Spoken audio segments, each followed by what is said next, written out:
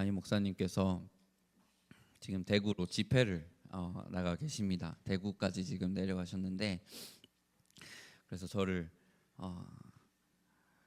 부르시더라고요. 그래서 설교를 부탁받았을 때 좀 고민이 많이 들었습니다. 무엇을 설교해야 할까? 설교자의 딜레마일 수도 있겠죠. 저는 또 한 교회에 이제 담임 전도사로서 이제 같은 고민을 매주 했던 것 같아요. 뭐 하지? 뭐 하지? 또 생각이 드는 게, 담임 목사님은 어떻게 일주일에 두세 번씩 그렇게 설교를 하실까? 그 지혜가 막 시급한 그때였습니다. 근데 그런 고민을 하던 와중에 암단구매교회 안에서 선포되는 메시지가 제 가슴을 깊이 후벼팠습니다. 여기 써 있죠. 뭐라고 써 있죠? 복음의 능력. 근데 오늘 아침에 여기서 아니 오늘 저녁에 여기서 딱 그 예배 시작 전에 기다리는데 딱 여기 문구가 하나 있더라고요. 그 담임 목사님의 필기체로 한번 띄워줄 수 있나요? 전 처음 봤습니다. 저는 처음 봤는데 다들 아마 보셨을 거예요. 한번 띄워주세요. 복음을 누리고 있는가? 복음을 누리고 있는가?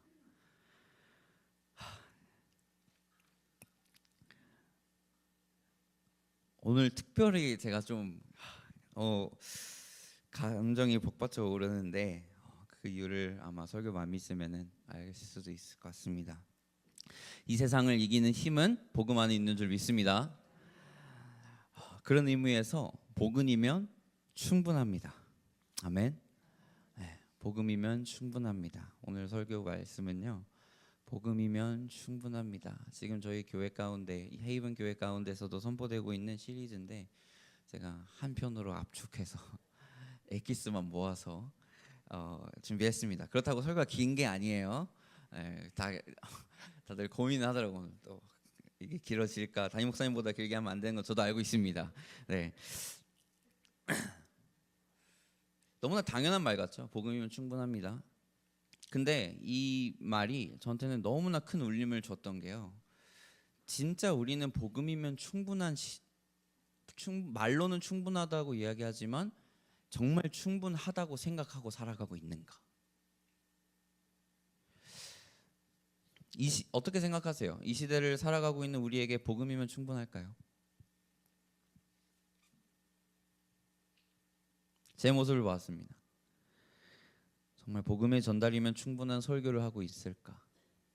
나는 복음을 온전히 전달하고 있는가? 라는 생각이 들었습니다. 많은 교회들이 많은 프로그램과 변화를 이 시대 가운데 적용해 봅니다. 수많은 세미나들이 얼마나 많은지, 제가 있는 교역자들이 모여있는 톡방이 있어요.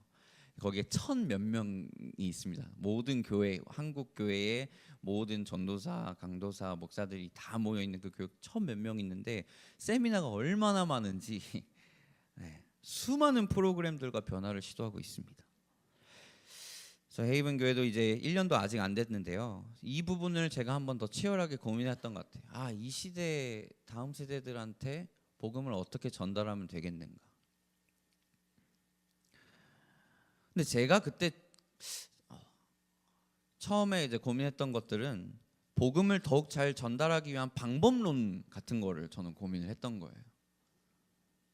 그러니까 저는 방법론이 중요하지 않다는 게 아닌데, 제 안에 이런 생각이 들더라고요. 이 말씀을 제가 딱 들으면서 전달도 전달인데 나는 진짜 복음 자체를 전달하고 있는가? 이게 제 안에 고민이 되더라고요. 복음의 전달 중요하죠. 근데 정작 복음 자체를 전달하고 있지 않으면 아무리 전달력이 좋고 설교가 좋고 프로그램이 좋고 완성도가 높고 어떤 세미나가 아무리 좋다고 해도 아무런 쓸모가 없는 것이 아닐까요? 복음의 능력은 진짜 저는 그렇게 믿어요. 복음의 능력이 있다고 믿고 있지만 정작 저는 설교자로서 가장 큰 능력은 복음 자체에서 오는 게 아니라 그 복음의 전달력에 오고 있지 않나를 고민했던 것 같아요. 지난 1년 동안. 그러면서 제한테 고민된 게, 과연 제가 이제 그 담임하고 있는 이 청년들은 복음을 알까? 고민이 되는 거예요. 그리고 그걸로 살아가고 있을까? 누리시고 계실까? 복음을 누리고 있는가? 담임 목사님이 복음을 누리는 것이라고 하셨잖아요. 근데 뭔가를 누리려면 그게 뭔지는 알아야지 누리죠. 그렇죠? 여러분한테 묻겠습니다. 오늘 아름다운 꿈의 교회 성도님들, 복음이 뭘까요?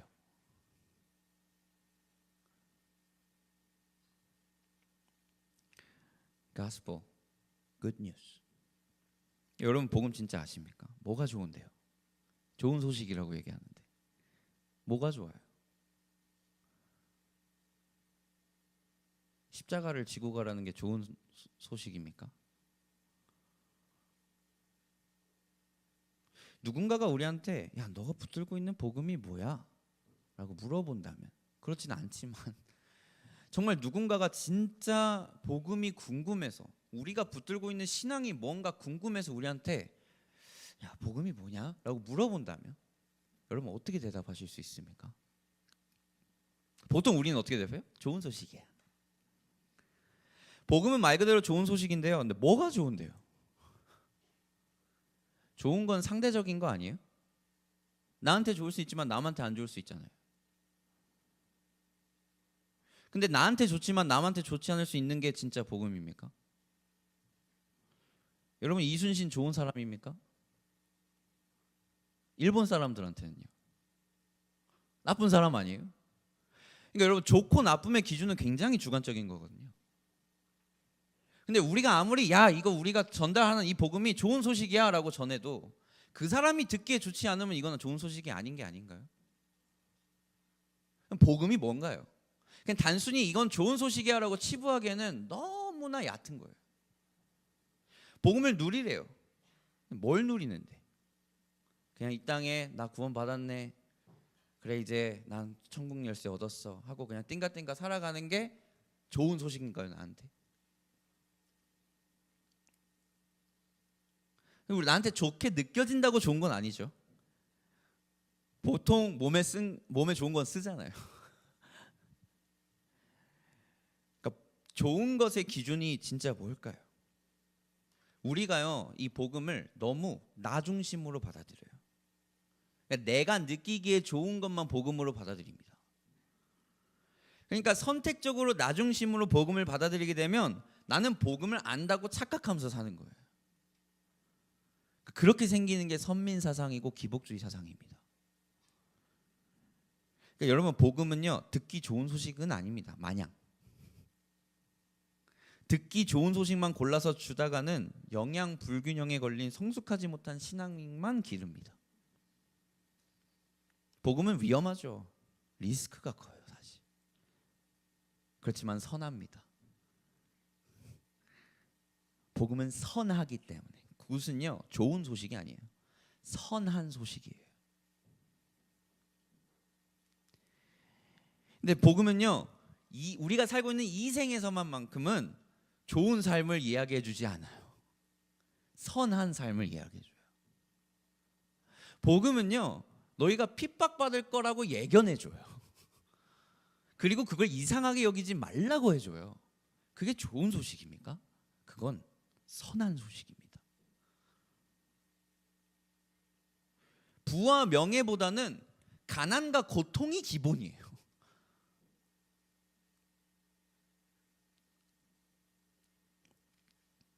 제가 저를 돌아봤습니다. 나는 진짜 복음을 전하고 있는가? 설교 자리에서 아무리 복음을 전하세요, 복음을 말로만 하지 말고 살아내세요, 저 이런 말 되게 많이 했거든요. 근데 복음에 대한 이해가 자리 잡고 있지 않는데 그렇게 전하는 거는 그건 전한 게 아닌지 않는가? 잘못 전한 게 아닐까? 저는 이렇게 생각했던 것 같아요. 복음을 어떻게 전달할지만 신경을 너무 많이 쓴 것 같아요, 여태까지. 그러니까 정작 전달돼야 할 이 복음의 상태는 제가 보지 못한 것이죠. 포장지를 열심히 쌌지만 내용물은 썩어 있었다는 겁니다. 제 설교가. 우리한테 필요한 것은 선물 그 자체이지 포장지가 아닐 줄 믿습니다. 고린도전서 15장 1절부터 4절 우리 같이 한번 읽어볼게요. 이제 서론 끝났습니다. 한번 읽어볼게요. 시작. 형제들아 내가 너희에게 전한 복음을 너희에게 알게 하노니 이는 너희가 받은 것이요 또 그 가운데 선 것이라. 너희가 만일 내가 전한 그 말을 굳게 지키고 헛되이 믿지 아니하였으면 그로 말미암아 구원을 받으리라. 내가 받은 것을 먼저 너희에게 전하였노니 이는 성경대로 그리스도께서 우리 죄를 위하여 죽으시고 장사 지낸 바 되셨다가 성경대로 사흘 만에 다시 살아나사. 쭉 갑니다. 아멘. 네, 여러분, 오늘 이 복음을요 사도 바울이 전하는데요, 3, 4절을 봤을 때 성경대로 그리스도께서 우리 죄를 위하여 죽으시고 장사 지낸 바 되셨다가 성경대로 사흘 만에 다시 살아나셨다.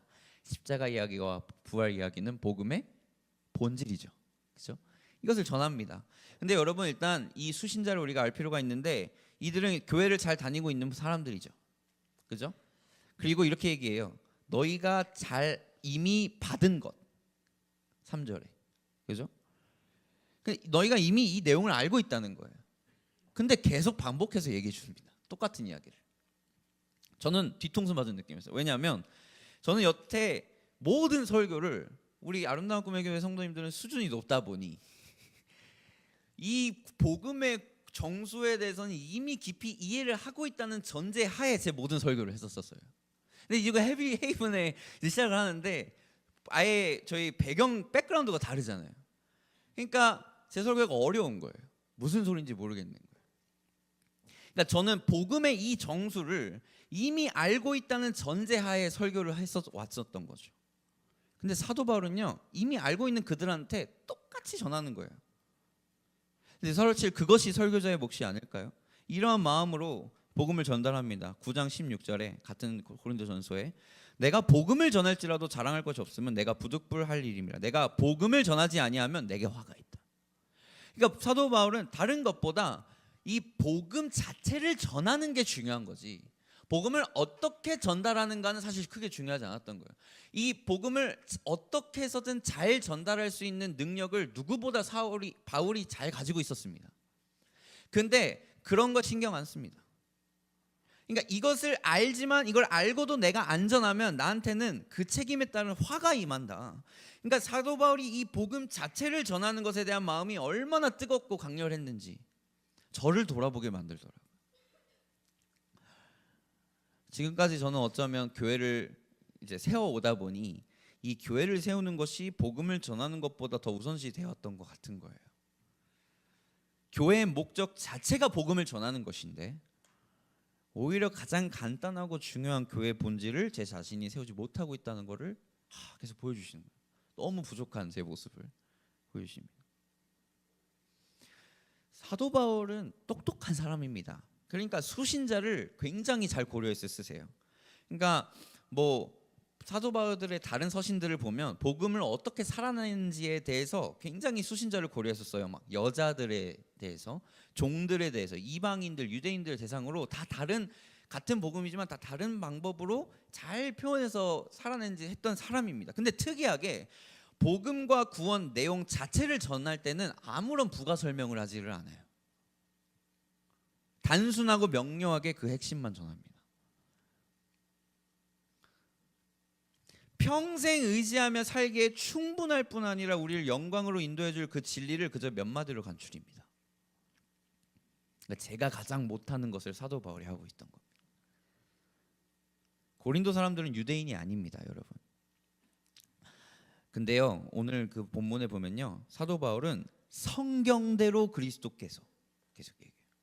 성경을 평생 자신들의 그 경전으로 살아오지 않은 사람들한테 지금 쓰는데요, 지금 복음에 전할 때는 그런 거 상관없습니다. 이 사람들이 어느 수신자고 어떤 배경에서 왔는지 상관합니다. 말씀대로 예수님께서 십자가에서 죽으시고 장사된 지 사흘 만에 살아나셨다. 그리고 계속 그 성경대로, 말씀대로를 강조합니다. 오늘 읽었던 그 본문 가운데.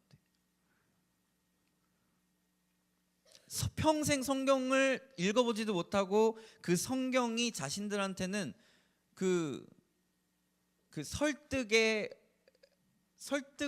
자신들한테 설득시켜 줄 만한 그런 증거가 아님에도 그냥 이렇게 얘기하는 거예요. 성경대로 그렇게 되셨다. 2장 1절에는 이렇게 얘기해요. 그 형제들아, 내가 너희에게 나아가 하나님의 증거를 전할 때 말과 지혜의 아름다운 것으로 아니함. 내가 너희 중에서 예수 그리스도와 그의 십자가 못 박히신 것 외에는 아무것도 알지 아니하기로 작정했다.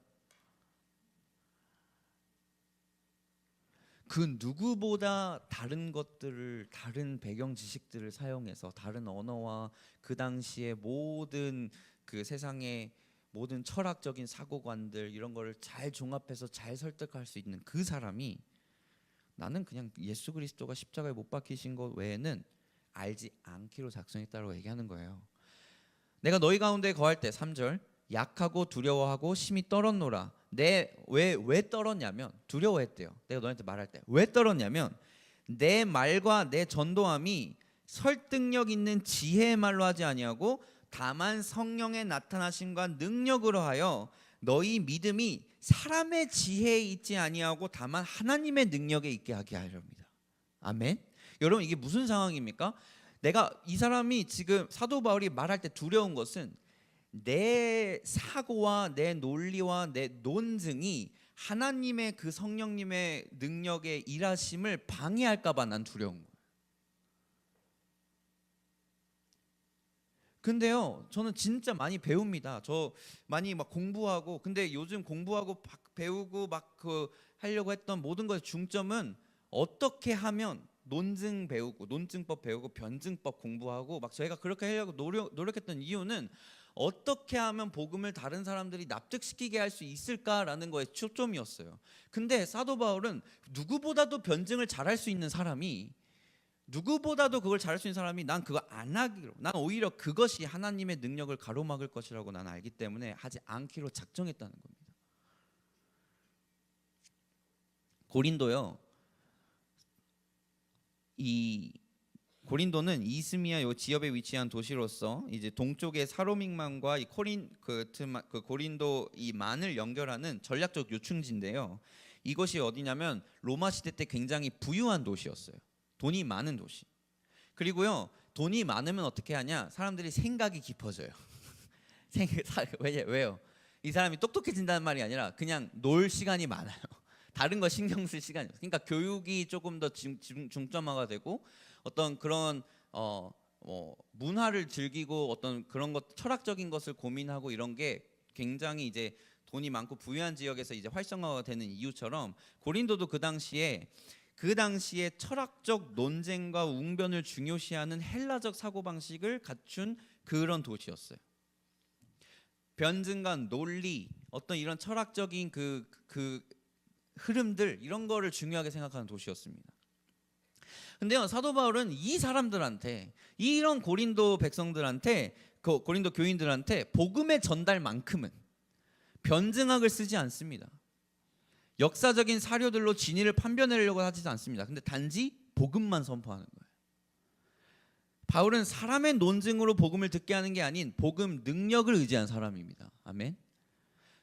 저는 최대한 배경 설명을 해줘야 된다고 믿는 사람이었는데 이들에게 납득이 되도록 설명을 잘 해줘야지 않는가라고 생각을 했는데 사도 바울은 그렇게 하지 않은 거예요.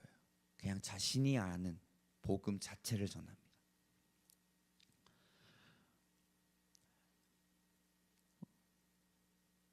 하나님의 아들 되신 예수님이 우리의 죄를 위하여서 돌아가셨습니다. 아멘. 근데 그분은 죽음으로 그의 죄의 삭슬 자신의 피값으로 사시고요, 장사한 지 사흘 만에 부활하셔서 이제 우리에게도 그와 같은 죽음을 이긴 승리를 주셨습니다. 누구에게? 그것을 믿음으로 예수 안에 거한 사람들에게. 믿으십니까? 이게 충분하다는 거예요. 이 부분에 대한 이야기 없이 흘러가는 교회의 모든 것은 공허하다는 겁니다. 저희가 이런 외침을 지난 5년간 했죠. 구원이 전부가 아닙니다. 부르심으로 나아갑시다. 그런데요, 이런 외침은요, 구원이 중요하지 않다는 말이 아니죠, 여러분. 구원이 모든 복음의 초석이 되기 때문에 이 초석이 없이는 저희가 외쳤던 그 부르심과 하나님의 나라도 없는 거예요. 그런데 다시 한번 이것이 우리한테 지금 이 시즌 가운데 이거를 중요한 이유는 이것을 누리고 살아갈 때에 우리한테 부르심과 하나님의 나라가 임해지는 거예요. 1절에 아까 왜 읽었던 거기 1절에 이렇게 이야기합니다. 형제들아 내가 너희에게 전한 복음을 너희에게 알게 하노니 이는 너희가 받은 것이요 또 그 가운데 선 것이라 이미 아는 것이다. 여러분 복음을 받았다고 합니다. 여기서. 그죠? 그리고 그 가운데 섰다고 얘기해요. 여기서 받았다라는 개념은요. receive가 아닙니다. receive 받다. 근데 여기서는요. receive가 아니라 replace의 개념이에요. 대체되었다는 거예요. 여러분 receive는 뭐예요? 내가 갖고 있는 수많은 것 중에 하나 받은 거예요. 추가된 거예요. 근데요 사도 바울은 그 가운데 서라고 얘기합니다. 그러니까 이 말은 복음을 받은 것은요 내가 가치 있게 여기는 것들이 그 전에 있었는데 복음을 받는 순간 내가 가치 있게 여기는 것들이 이 복음으로 대체 리플레이스가 됐다는 소리입니다. 그러니까 빛을 받으면요 어둠은 몰아냈다는 소리잖아요. 열을 받으면 차가움을 몰아냈다는 소리입니다. 그러니까 세상의 많은 이치들 가운데에 일리 있는 말로 하나로 나한테 들려지는 게 아니라 다른 어떤 것도 대체될 수 없는 진리라는 말입니다. 아멘. 그러니까 여러분 근데 우리는요 복음을 일리 있는 말로만 여겨버려요. 복음은 진리입니다. 아멘. 근데요 근데 진리라고 우리는 말하면서 그냥 그 말 일리 있네. 그냥 수많은 이 세상의 사고관 중에 그냥 내가 갖고 있는 모든 세계관 중에 하나 추가할 수 있는 그냥 일리 있는 말로만 여긴다는 거예요. 근데 복음을 너희가 받았다는 말은 이 수많은 일리 가운데에 그 복음이 그냥 하나 와서 철학적으로 이거 인정. 그래 이것도 이해가 돼. 그래 너 인정. 이런 유가 아닙니다. 이거는 그냥 바뀐 거예요. 그냥 대체가 된 거예요. 모든 내가 살아왔던 헬라니즘적인 사고 방식이 이 복음을 받은 것으로 완전 뒤바꿈 된 거예요.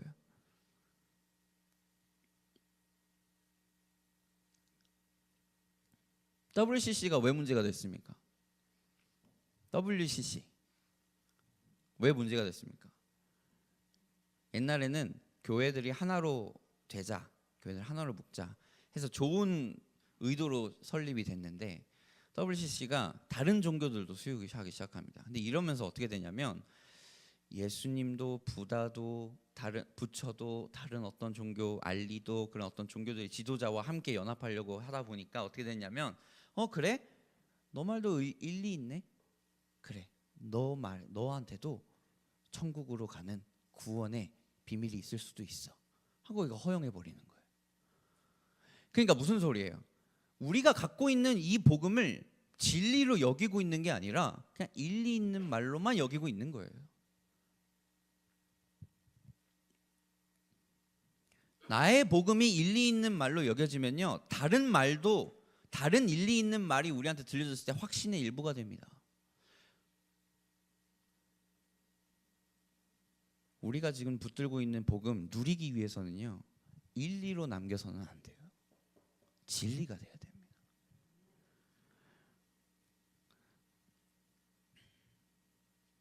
그러니까 우리가 갖고 있는 수많은 사고관들 있죠. 어떤 주의들, 인본주의, 쾌락주의, 어떤 이런 주의적인 삶이 아니라 삶의 전부가 되는 거예요. 내가 이해하고 있는 삶의 방식 중에 괜찮고 마음에 드는 것을 골라가지고 선택적으로 믿는 게 아니라 전부를 수용하는 겁니다. 죄를 뉘우치는 repent는 회개는 후회가 아닌데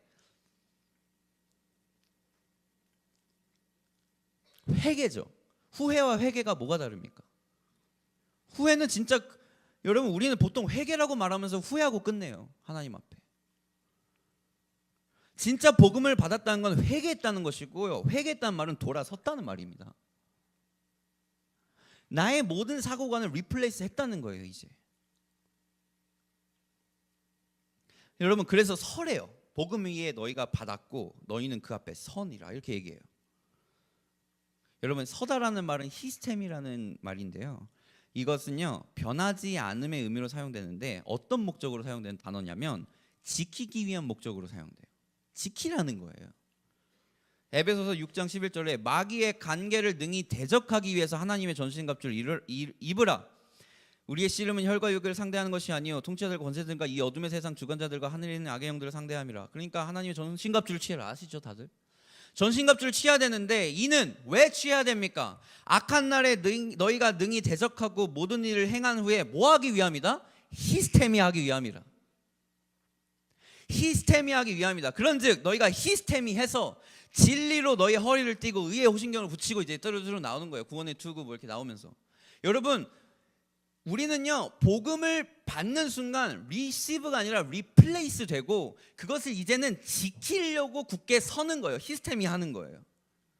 내가 갖고 있는 복음이 가짜 복음이 아닐지는 한번 확인해 봐야 돼요. 정말 내가 이 복음을 replace 한 상태인가? 우리 수련회 때 은혜 받죠? 수련회 청소년 뭐 수련회 은혜 받을 거죠? 여러분은 은혜 받는 거는 그냥 감정을 받는 게 아니야. 여러분들이 은혜 받는 순간 어떤 일이 일어나냐면 리플레이스가 되기 시작하는 거예요. 수련회에서 느끼는 어떤 나 정말 잘못해서 흘린 눈물이 너희의 구원의 증거가 아닙니다. 내가 진짜 복음을 받았다면 우리는 이제 세상과 가치관과 싸우려는 스탠스가 취해지게 돼 있어요. 자동으로 리지스트 한다고. 리지스트가 제목이더만 이번 수련회. 그게 복음을 받은 상태입니다. 아멘. 복음을 받으실 수 있게 축복합니다. 받으세요. 진짜 받아.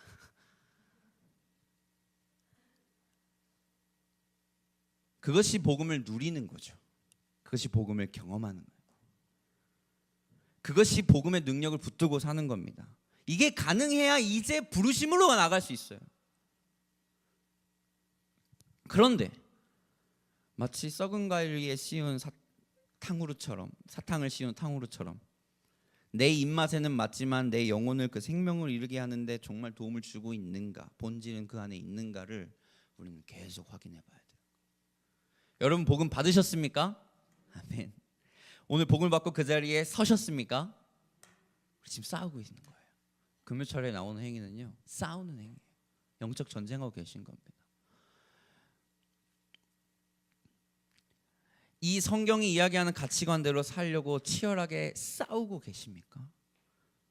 여러분 썬데이 크리스천이라는 말 있죠?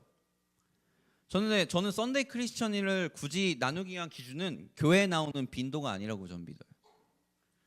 굳이 여러분 제가 생각하기에 교회에는 매일 나오지만 여전히 세상의 방식대로 살아가는 사람들이 있습니다. 근데 반대로 교회는 일주일에 한 번 나올 수밖에 없지만 그 일주일 동안 자신이 살아가는 일터에서 치열하게 하나님의 기준으로 살아가려고 히스테미하며 살아가는 사람들이 겉으로 보기에는 썬데이 크리스천 같아 보지만 오히려 더 거룩한 사람이라고 저는 믿습니다. 그게 부르심을 행하며 사는 거고 하나님의 나라를 내 삶 가운데에 확장시켜 나가면서 사는 사람들이에요. 여러분 교회 나오는 빈도가 물론 말은 해주겠죠. 그것이 정확한 기준이 될 수는 없어요. 썬데이 크리스천을 경계할 게 아니라 일주일 어느 날도 하나님을 따르지 않는 삶에서 하나님의 기준이 사라진 이 넌데이 크리스천을 경계해야 돼요. 갈라디아서 1장 6절에 그리스도의 은혜로 너희를 부르신 이를 이같이 속히 떠나 다른 복음을 따르는 것을 내가 이상하게 여기노라. 7절에 다른 복음은 없나니 다만 어떤 사람들이 너희를 교란하여 그리스도의 복음을 변하게 하려 함이라. 여러분 다른 복음은 없는데요, 다른 복음은 이단이 갖고 있는 그런 사상이 아닙니다. 그거는 그냥 복음도 아니에요. 근데 다른 너무 흥분했어. 제가 아까 얘기했잖아요. 오늘 좀 감정적이라고 제가. 근데 여러분 다른 복음은 뭐예요? 사람들이 너희를 교란하여. 그러니까 이게 복음인가 아닌가 뭔가 애매하게. 아니면 진짜 듣기 좋은 말만 쏙쏙 골라서 입맛에 맞춰 주는 거. 그게 다른 복음입니다. 어떤 사람들이 너희를 교란하여 그리스도의 복음을 변하게 하려 함이라. 근데 8절에 그러나 우리가 혹은 하늘로부터 온 천사라도 우리가 너에게 전한 복음 외에 다른 복음을 전하면 저주를 받을지어다. 우리가 전에 말하였거니와 내가 지금 말하노니 만일 누구든지 너희가 받은 것 외에 다른 복음을 전하면 저주를 받을지어다. 복음은 변함없고 그 시대에 어느 시대나 동일하게 적용된 줄 믿으십니까? 지금까지도 생명을 구원할 힘을 가지고 있는 커다란 진리인 줄 믿습니다. 다른 복음은 없어요. 왜요? 복음은 진리이기 때문에. 일리 있는 말이 아니거든요. 다른 복음이 있다고 생각되신다면 여러분은 아마 지금 진리된 복음이 아니라 일리 있는 복음을 듣고 계신 거예요. 그리스도의 복음에 물을 타면 다른 복음이 돼요. 100% 오렌지 주스에 정제수 1%만 들어가도 그거는 100% 오렌지 주스가 아니겠죠. 그리고 이 진리 있는 복음이면 충분하다고 믿습니다. 왜냐? 여러분 오늘날 청년들 필요한 게요, 프로그램이나 문화, 엔터테인먼트 이런 게 필요한 게 아니에요. 복음이 필요해요.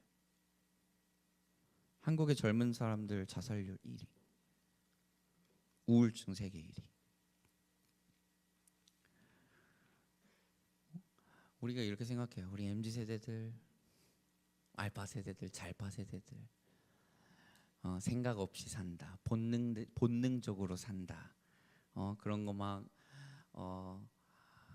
요즘 우리 다음 세대들 뭐 종교에 관심 없어, 도파민, 쇼츠 중독돼가지고 아주 본능대로만 살아가고 있어라고 우리는 보통 생각을 하는데요. 그렇다고 한다면 오히려 자살률은 떨어져야 돼요. 왜요? 모든 동물, 인간들의 본능은 살고자 함이거든요. 살려고 해요. 동물의 본성은 생존이에요. 우리 인간의 본성은 생존이에요. 근데 목숨을 본인이 스스로 끊는 것이야말로 자신의 삶의 목적이 뭘까라는, 누구보다 자신의 삶을 본질적으로 철학적으로 고민하고 산다는 증거예요.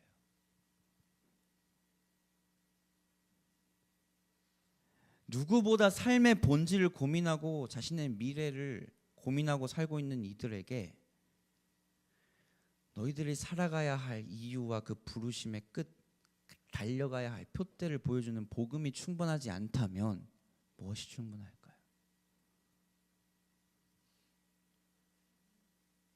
교회는 그런 진리가 선포되는 곳이며 그리스도라는 깃발을 다음 세대들에게 주는 곳입니다. 그 표대를 쥐어줘야 되는 것이 교회인 줄 믿습니다. 근데 우리는 깃발을 주기는 하는데요, 그리스도라는 깃발 외에 동기부여, 돈 잘 버는 법, 돈 관리, 어떤 이런 깃발만 쥐어주고 있는 거예요. 2장 2절에 내가 너희 중에서 예수 그리스도와 그의 십자가 못 박히신 것 외에는 아무것도 알지 아니게 하기로 작정했다. 왜요? 이것만이 살릴 수 있는 생명의 힘이 거기 안에 있다고 믿기 때문이죠.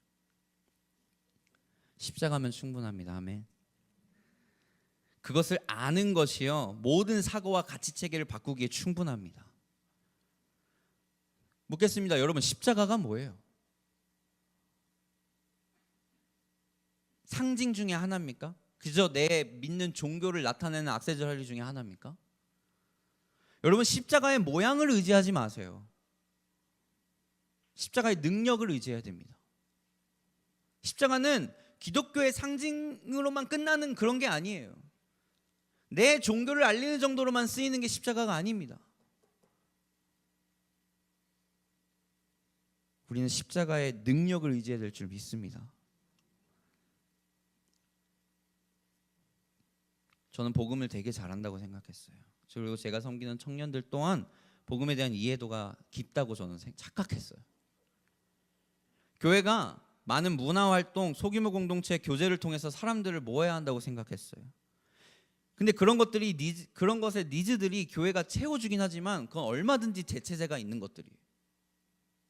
다른 데서 얼마나 더 재밌는 곳이 많아요, 교회 나오는 것보다.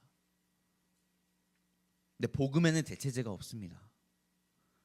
이 시대는 프로그램이 아니라 복음의 진짜 내용이 우리 가운데 있어야 할 줄 믿습니다. 다른 복음은 없어요. 복음이면 충분합니다. 우리 인생 가운데 복음이 전부고 충분하지 않다고 느껴진다면 우리 다시 한번 돌아봐야 됩니다. 이 복음이 나에게 기쁨이 아니라 내가 살아가는 방식 중에 하나로만 여겨지고 내가 선택한 삶의 방식 중에 하나일 뿐이라면 우린 돌아봐야 됩니다.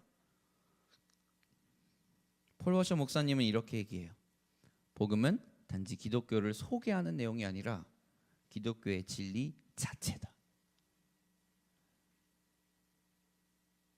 저 진짜 너무 회개했잖아요. 복음이면 충분합니다가 저는 지금 벌써 8주째 시리즈입니다. 첫 주에 차한테 올라주세요. 빨리 끝났죠? 여기서 더 길어질 수 있어요. 걱정 마요. 너무 빨리 끝나면 또 어색해 하시더라고.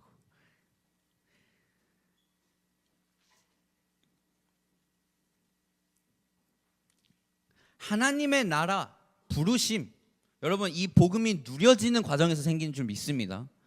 내가 하나님의 나라에 임하게 해야지, 부르심을 찾아야지 해서 내가 억지로 찾아내는 게 아니라 복음을 누릴 때에 찾아지는 거예요.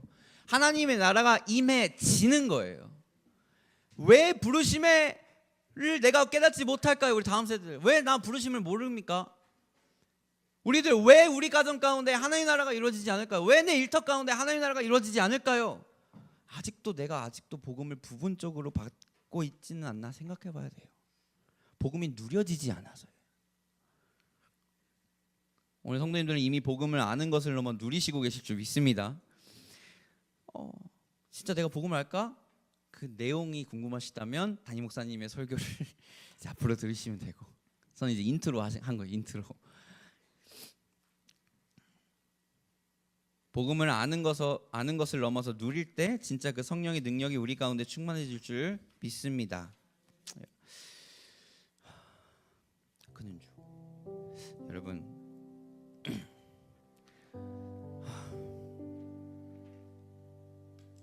우리 다음 세대들 살려야 돼요. 제가 아까 얘기했죠. 청년들 우울증 1위, 자살률 1위. 뭐라고 얘기하냐면 3분의 1은 우울증을 이미 겪었다.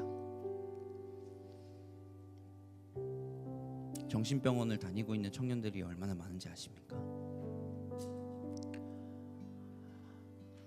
저는 교회에서 자라서 교회에서 사역을 해서 건강한 가정 가운데 커가는 우리 다음 세대들 보며 그런 거는 통계일 뿐이겠지 생각을 했어요.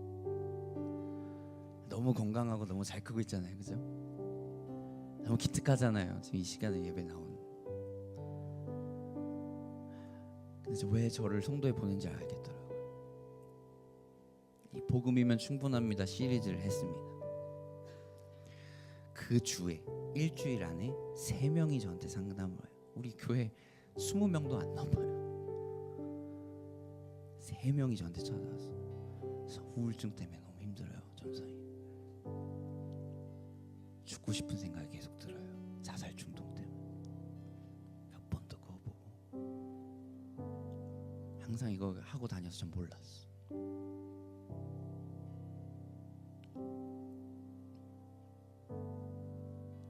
그 주에 3명. 저는 그냥 통계인 줄 알았어요.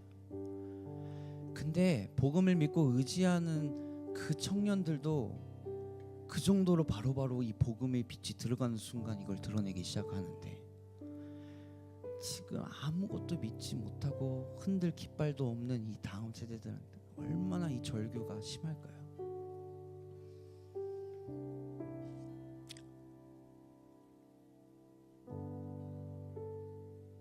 복음의 빛이 들어가는 순간 영적 전쟁이 맺습니다. 저희 교회 지난 한 달 너무 힘들었어요. 12월에 이 시리즈 시작할 때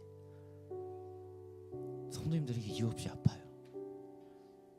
성도님들 막 한 분은 심부전증 걸려서 심장이 70% 비대해졌대. 지금 당장 심근경색으로 죽어도 이상할 것 없대. 너무 무섭더라고요. 새벽에 누가 전화 와요. 나 지금 죽을 것 같다고. 밤에. 전사님 저 죽을 것 같은데 좀 기도 좀 해주세요. 평생 받아본 적 없는 전화들을 복음을 전하기로 결정한 그 순간부터 경험하고 있는 거예요. 다음 세대를 살려야 됩니다.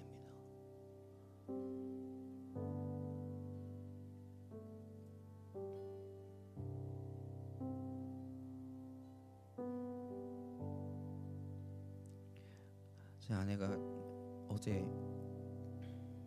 어머니 기도회 키고 집안일을 하고 있었대요. 집에서 눈물이 펑펑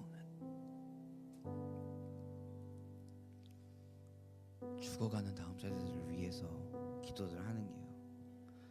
괜히 담임 목사님이 어머니 기도를 시작하신 게 아닌 것 같은 게, 여러분 지금 흘러가고 있는 상황을 보세요. 멀리 안 봐도 됩니다. 여러분 지금 다음 세대들이 흔들고 쥘 수 있는 깃발조차 쥘 형편이 안 되는 나라가 되고 있어.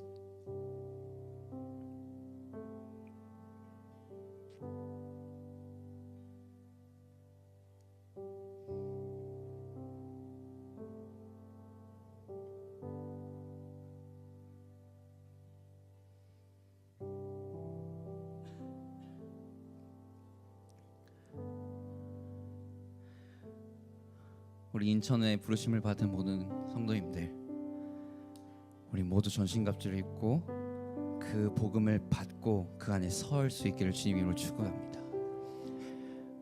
다음 세대들 성소년부 수련회 있대요. 잠깐 아이들 앞으로 나와봐라. 여리고 기도회 중이라고 하니까 좀 편하게 생각한 거예요. 앞에서 애들을 기도시킬 건데 애들 살립시다. 살려주세요. 근데 지금 오늘 이 수련회 한 번의 은혜로 이 살 수 있는 능력이 유지되려면요, 수련회 갔다 와서 돌아온 가정이 변해 있어야 합니다. 수련회 갔다 와서 내가 사는 삶이 변해져 있어야 됩니다. 그걸 하실 수 있는 건 우리 부모님 세대밖에 없을 것 같아요. 전신갑주 얘기하고 있었다 그랬지 얘들아. 전사님한테 들었어. 전신갑주 취한다는 건 무슨 소리인지 아냐? 싸운다는 거야. 무슨 소리냐면 지킨다는 거야. 서는 거, 그지? 근데 무슨 소리냐면 가만히 있으면 뺏긴다는 소리야. 지키라는 말은 가만히 있으면 뺏기기 때문에 지켜야 되는 거야. 구원의 투구를 써야 되는 이유, 너희들이 복음의 능력을 의지해야 되는 이유. 너무 반가운 얼굴들 있어가지고 좀 반갑네. 근데 너네들이 이제 진짜 대학생이 돼서 나아갈 그 세상이 어떤 세상인지 난 지금 보고 있거든. 죽는 거야, 안 서면. 너희들은 그냥 단순한 이번에 감정적인 변화를 위해서 기도하면 안 돼. 주님, 내가 그 복음 붙들고 내 모든 가치관이 대체되게 하여 주시옵소서. 완전 변화되게 하여 주시옵소서. 감정의 기복으로 의지하면서 사는 것이 아니라, 왜? 니네들이 감정의 기복으로 신앙생활을 하잖아? 어떤 그 감정의 그 눈물 나는 그런 어떤 분위기로 너희들이 신앙생활을 하잖아? 대학교 가면 그럴 때가 거의 없다. 그 느낌으로만 내 신앙생활을 유지하기에는 30-40년을 절대 유지할 수 없어. 근데 너희 어머님 아버님이 어떻게 지금까지 신앙을 유지할 수 있었을까?